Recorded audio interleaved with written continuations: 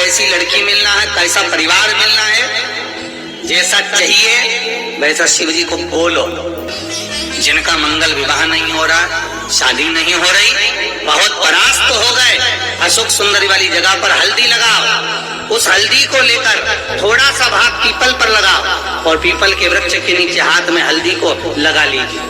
अष्टमी तिथि हो या प्रदोष का दिन, ये दो में से कभी भी कर सकते। मंगल विवाह वो लिखेगा तो हो। जितनी भी हो समा, यही दुर्वा शिव महापुराण की कथा कहती है। यदि 7 गांठ वाली दुर्वा 21 ले लो और गणेश जी को समर्पित कर दो, उस दुर्वा को उठाकर दूध में डाल दो और उस दुर्वा को दूध में डालकर उस दूध में उस दुर्वा को मल लो। श्री शिवाय नमस्तुभ्यम। दोस्तों हर हर महादेव। कैसे हैं आप? आशा करती हूँ सब ठीक होंगे और सुरक्षित होंगे। दोस्तों आज का वीडियो बहुत ही खास और बहुत ही दुर्लभ होने वाला है। दोस्तों आ गई है बुधवार की अष्टमी, जो आपको काफी समय से उसका इंतजार था। तो चलिए दोस्तों जानते हैं कि बुधवार की अष्टमी पर आपको क्या उपाय करना चाहिए। जिन माता बहनों को अपने बच्चों के लिए चिंता होती है कि हमारे बच्चे का विवाह कैसे होगा, और अगर बेटी है तो बेटी का पति या घर परिवार या उसका ससुराल कैसा होगा, या बेटा है तो उसकी बहू कैसी होगी और उसका घर परिवार कैसा होगा, तो आपको ये उपाय जरूर करना चाहिए। और पूज्य गुरुदेव कहते हैं अगर विवाह में देरी हो गई है, 30 साल के हो गए, 40 साल के हो गए और फिर भी विवाह नहीं हो पा रहा, तो इसके लिए पूज्य गुरुदेव ने बहुत सुंदर सा उपाय बताया है। अगर आपके बेटा बेटी के विवाह के लिए मनचाही लड़की और मनचाहा लड़का चाहते हैं, जो भी जिस तरह का अपना बेटा बेटी का विवाह करना चाहते हैं, वो भी इस उपाय को करने से पूरा होगा। तो चलिए जानते हैं इस उपाय में क्या करना है। दोस्तों आपको क्या करना है, एक तांबे का कलश लेना है और इसमें जल भरना है आपको अपने घर से, अपने रसोई से। सबसे पहले दोस्तों इसमें थोड़ा सा गंगा जल डालेंगे, क्योंकि गंगा जल डालने से पहले और उसके पश्चात आपको जो अपने कलश से जल भरते हैं उससे पूरा का पूरा कलश जो है गंगा जल का हो जाता है। तो इस तरह से दोस्तों मैं हमेशा गंगा जल डाल के ले जाती हूँ। आपकी इच्छा है डालना चाहे तो डाल सकते हैं। आपको अपने परिंदे से ये जल भरना है, रसोई से, क्योंकि इससे वास्तु दोष खत्म होता है, साथ ही साथ पितृदोष भी समाप्त होता है, और पूज्य गुरुदेव कहते हैं काल सर्प दोष होता है ना, वो भी खत्म हो जाता है। इसको ले लेना है और थोड़ी सी हल्दी ले जानी है, मीठा ले जाना है, चंदन ले जाना है। आप दुर्वा ले जाना चाहते हैं दुर्वा ले जाइए, समीपत्र ले जाइए और बेलपत्र ले जाइए। जो चीज़ आप पूजा की ले जाना चाहते हैं वो ले जा सकते हैं। और फिर पहुंच जाना है आपको सीधे देवादिदेव महादेव के शिव मंदिर। शिव मंदिर पहुंच करके आपको उत्तर दिशा की तरफ मुँह करके खड़े हो जाना है और आपको ये जल लेना है जो आप लोटा लेकर के गए हैं। सबसे पहले गणेश जी के स्थान पर समर्पित करना है, श्री शिवाय नमस्तुभ्यम मंत्र का जाप करते हुए, फिर कार्तिकेय जी के स्थान पर, फिर माता अशोक सुंदरी के स्थान पर, फिर माता रानी के हस्त कमल पर, फिर श्री शिवाय नमस्तुभ्यम मंत्र का जाप करते हुए इस प्रकार से आपको जल समर्पित कर देना है। सारा का सारा जल समर्पित कर दीजिए, कोई दिक्कत नहीं है दोस्तों। इस तरह से आपको जल समर्पित कर देना है। अब दोस्तों आगे चलते हैं। अब आगे क्या करना है, जो आप चंदन लेकर के गए हैं ये चंदन गणेश जी के स्थान पर लगाइए, कार्तिकेय जी के स्थान पर लगाइए और माता रानी के हस्त कमल पर लगाइए। और दोस्तों ये शिवलिंग पर त्रिपुंड बना दीजिए इस प्रकार से। दोस्तों नाखून नहीं लगाने चाहिए, त्रिपुंड बनाते समय शिवलिंग से नाखून नहीं लगने चाहिए, लेकिन उंगलियों से इन्हीं से लगाना है आपको त्रिपुंड बना करके। दोस्तों एक बात ध्यान रखना, जो ये अशोक सुंदरी का स्थान है, आप सोच रहे होंगे कि अशोक सुंदरी के स्थान पर आपने चंदन क्यों नहीं लगाया। यहाँ पर लगानी है हमको हल्दी। दोस्तों इस प्रकार से आपको हल्दी लेनी है और अशोक सुंदरी के स्थान पर जिन बेटा बेटी का विवाह नहीं हो रहा और जो कामना से आप चाहते हैं कि मेरी बेटी को ऐसा परिवार मिलना चाहिए, ऐसा घर मिलना चाहिए, ऐसा लड़का मिलना चाहिए, तो वो कामना करनी है माता अशोक सुंदरी के स्थान पर इस प्रकार से हल्दी लगाते हुए। और अगर बेटा के लिए कामना करते हैं तो बेटा के लिए करेंगे, ऐसी बहू मिलनी चाहिए, ऐसा घर परिवार होना चाहिए, ऐसा होना चाहिए। तो इस प्रकार से आपको अशोक सुंदरी के स्थान पर हल्दी लगा देनी है। फिर दोस्तों आपको जो बेलपत्री लेकर के गए हैं वो आपको चंदन लगा करके इस प्रकार से आपको शिवलिंग पर बेलपत्री समर्पित कर देनी है। समीपत्र लेकर के गए हैं, समीपत्र समर्पित कर दीजिए इस प्रकार से। पत्ती का मुख रखना है दोस्तों अपनी तरफ और डंडी का मुख अशोक सुंदरी की तरफ, जलाधारी की तरफ, सॉरी।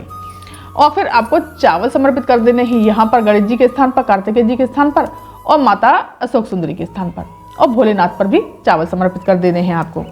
थोड़ा सा मीठा इन सब जगह पर, गणेश जी के स्थान पर, कार्तिकेय जी और माता अशोक सुंदरी के स्थान पर और भोलेनाथ पर मीठा भी समर्पित कर देना है। दोस्तों इत्र लेकर के गए हैं तो शिवलिंग को, मेरे भोले बाबा को इत्र बहुत पसंद है, तो आपको इस तरह से आपको इत्र भी लगा देना है। इस प्रकार से आपको इत्र लगा देना है। और वस्त्र के रूप में दोस्तों आप कलावा समर्पित कर दीजिए। देखो इस प्रकार से आपको कलावा समर्पित कर देना है। श्री शिवाय नमस्तुभ्यं मंत्र का जाप करना है। और दोस्तों एक बात और कहूँ मैं आपसे कि अगर आप अबीर गुलाल भी ले जाना चाहते हैं तो वो भी ले जाइए, वो मेरे पास है। देखिए इस प्रकार से आपको अबीर गणेश जी के स्थान पर, कार्तिकेय जी के स्थान पर और भोलेनाथ पर इस प्रकार से आपको अबीर गुलाल समर्पित कर देना है। ये समर्पित करने के पश्चात आपको दोस्तों ये जो दीप लेकर के गए हैं और ये दुर्वा लेकर के गए हैं गणेश जी के स्थान पर, खासकर गणेश जी के स्थान पर इस दुर्वा को इस प्रकार से समर्पित कर देना है।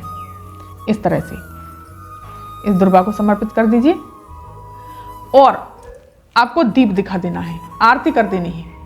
और इसके पश्चात आपको दोस्तों क्या करना है, वहाँ थोड़ी देर बैठ करके श्री शिवाय नमस्तुभ्यं मंत्र का जाप करना है, जो भी कामना है वो कहनी है।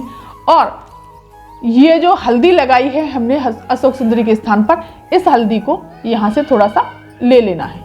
इस प्रकार से उतार लीजिए थोड़ी सी हल्दी इस प्रकार से, और इसे लेकर के आपको सीधे पहुँचना है पीपल वृक्ष के नीचे।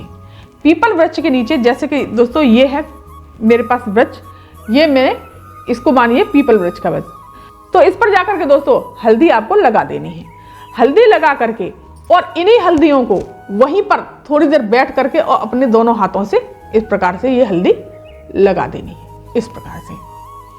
और प्रणाम करते हुए, अपनी कामना करते हुए, किस प्रकार का पति चाहिए, किस प्रकार की पत्नी चाहिए, या शादी नहीं हो रही है, जल्द से जल्द शादी की कामना है, तो प्रणाम करते हुए सीधे अपने घर चले आइए। दोस्तों ये उपाय बहुत अच्छा और अचूक उपाय है। दोस्तों यहाँ पर भी आपको प्रणाम करना है, मैंने बताया ये तो आपको जानते ही हैं कि सबको प्रणाम करना होता है, भोलेनाथ को, माता अशोक सुंदरी को, गणेश जी को, सबको प्रणाम करते हुए अपने सीधे घर चले आना है, वहाँ से सीधे घर चले आना है। तो दोस्तों ये उपाय बहुत अच्छा और अचूक उपाय है, इस उपाय को आप जरूर करिएगा। दोस्तों चलिए जानते हैं अब दूसरा उपाय। दूसरा उपाय दोस्तों बहुत सुंदर उपाय बताया है पूज्य गुरुदेव।